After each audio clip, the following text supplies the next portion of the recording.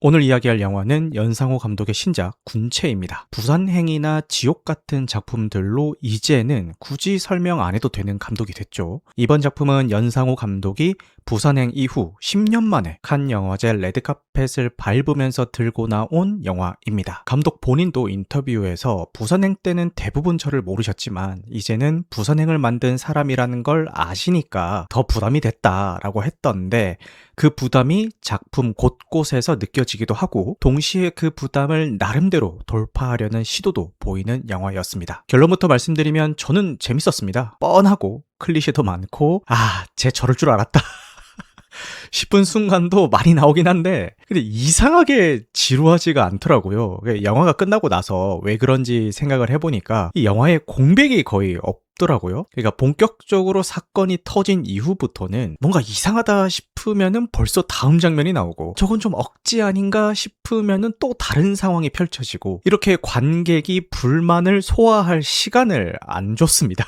심지어 고구마 캐릭터들도 볼 때는 욕이 나왔는데 보고 나서 생각을 해보니까 결국 이 쉴 틈 없는 갈등 사이클을 돌리기 위한 장작으로 쓴 느낌이더라고요. 근데 그 고구마 상황 유발을 한 캐릭터한테 너무 몰아준 거 아닌가? 라는 아쉬움이 좀 있긴 합니다. 쟤는 관객들 욕바지로 만든 캐릭터인가 싶긴 하더라고요. 아무튼 정교한 서사로 설득하려는 영화는 아니고요, 추진력으로 끌고 가는 영화라는 인상이 강했습니다. 외신에서도 이 쉴 틈 없이 달리는 에너지나 좀비들의 움직임을 엄청 칭찬하던데 그런 반응이 나오는 게 이해는 되더라고요. 미리 말씀드리자면 저는 부산행도 재밌게 봤고 반도도 재밌게 본 입장입니다. 물론 반도의 마지막 헬기 장면처럼 질질 끌면서 눈물 쥐어짜는 장면은 솔직히 저도 좀 힘들었거든요. 근데 이번 군체는 최소한 그런 장면은 없더라고요. 비슷한 상황까지 만들긴 하는데 질질 끌진 않더라고요. 그래서 끝까지 장르적 속도를 유지하려는 노력이 보였습니다. 그 점은 확실히 장점인 것 같아요. 줄거리를 간단히 소개하자면 서울 도심 초고층 빌딩에서 집단 감염 사태가 벌어집니다. 건물은 봉쇄되고 생존자들은 고립되죠. 처음에는 짐승처럼 본능적으로 달려드는 것 같던 감염자들이 시간이 지날수록 예측할 수 없는 방식으로 진화하게 됩니다. 정보를 공유하고 기억을 동기화하고 하나의 의지처럼 움직이기 시작하죠. 그 혼란 한가운데에 구교한 배우가 연기하는 서영철이라는 인물이 있는데, 전 이 사태를 막을 수 있는 유일한 백신입니다 라고 주장하기 시작합니다. 건물에 고립된 주인공 일행은 서영철을 데리고 건물을 탈출해야 되는 상황에 직면하게 되는데, 과연 이들은 점점 진화하는 좀비 무리를 뚫고 무사히 탈출할 수 있을까요? 영화 군체입니다. 지금부터는 스포일러가 포함되니까요, 아직 못 보신 분들은 영화 먼저 보고 오시길 추천드리겠습니다. 먼저 제목 이야기부터 해야 될 것 같은데, 군체는 생물학 용어죠. 개체들이 모여서 마치 하나의 개체처럼 생활하는 걸 말합니다. 개미나 산호 같은 게 대표적이죠. 개체는 각자가 존재하는 것처럼 보이지만 결국 하나의 의지로 움직이잖아요. 영화 속 감염자들이 딱 그렇게 움직이거든요. 연상호 감독이 인터뷰에서 흥미로운 말을 했는데, 이 영화의 발상이 사실은 좀비가 아니라 AI에서 출발했다라고 합니다. AI는 보편적 사고의 총합이라서 소수 의견이라는 게 없는 알고리즘인데 반해 인간은 소수 의견을 낼 수 있는 존재라면서 개별성이 인간의 소중한 특질이 될 수 있다라는 메시지를 전달하고 싶었다라고 하더라고요. 초고속 발전으로 인한 집단적 사고, 그로 인한 개별성의 무력함에서 시작을 했는데 이게 좀비물이 되겠다 싶더라고도 했습니다. 그래서 이 영화의 감염자들은 기존의 좀비와는 다르게 기억을 공유하고 누군가가 습득한 정보가 집단 전체에 동기화가 됩니다. 여기서 이 영화가 던지는 질문이 있는데요, 기억이 그대로 공유된다는 게 과연 이상적인 소통일까요? 사람 사이의 오해는 대개 내가 한 말이 상대방에게 다르게 전달되거나 기억이 선택적으로 남거나 감정이 과장되면서 생기잖아요. 그렇다면 이런 오해가 사라지면 우리는 더 잘 소통하게 될까요? 영화는 그 질문에 꽤 서늘한 답을 내놓습니다. 모든 게 그대로 전달된다는 건 동시에 개별적인 판단의 여지가 사라진다는 뜻이기도 하다는 거죠. 사람들 사이에 있어야 할 망설임, 해석, 침묵이 사라지는 순간 소통은 이해가 아니라 오히려 감염에 가까워진다는 겁니다. 저는 처음에는 이 연상호 감독이 인터뷰에서 언급한 것처럼 이 군체를 AI와 엮어서 해석하는 게 딱 맞는 비유인가 싶었어요. 제 생각에는 AI 그 자체를 말한다기보다는 알고리즘 환경에서 사람들이 특정 정보, 분노, 밈 이런 것에 동시다발적으로 반응하는 모습과 닮아 보였거든요. 오늘날 온라인에서 모두가 뭔가를 말하고 공유하고 분노하고 반응하지만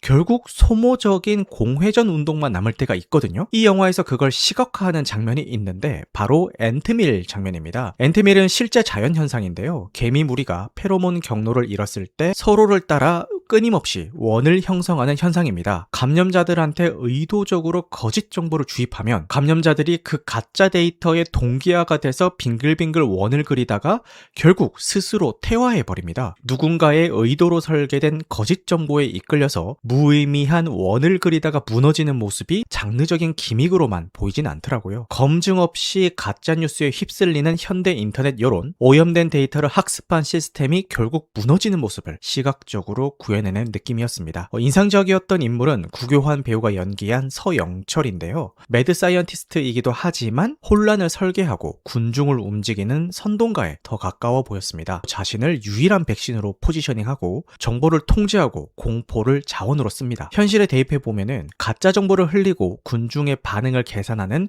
위험한 인물인 셈인데 이 구교환 배우가 참 대단한 게 이런 인물을 이상하게 매력적으로 만들어버리더라고요. 윤리적으로는 절대 동의할 수 없는 인물인데 배우가 만들어내는 에너지 때문에 계속 보게 되는 타입이었던 것 같습니다. 전지현 배우가 연기한 권세정은 영화의 중심축을 잡아주는 인물입니다. 비현실적인 상황 속에서도 인물이 완전히 붕 뜨지 않게 잡아주는 역할을 하더라고요. 감정을 과하게 터뜨리기보다는 상황을 판단하고 버티는 쪽으로 에너지를 보여주는데 이게 이 영화의 속도감 안에서 안정감을 형성하는 것 같았습니다. 지창욱 배우는 초반보다 후반부, 흑화 이후의 존재감이 훨씬 좋았고요. 혼자 무쌍 찍는 액션과 복수심에 불타는 그 기운 같은 것들이 장르적 쾌감을 확 끌어올려주는 느낌이 들었습니다. 그리고 고수 배우가 연기한 한규성은 솔직히 이 감염자 설정보다 이 인물의 상황이 훨씬 비현실적으로 느껴졌습니다.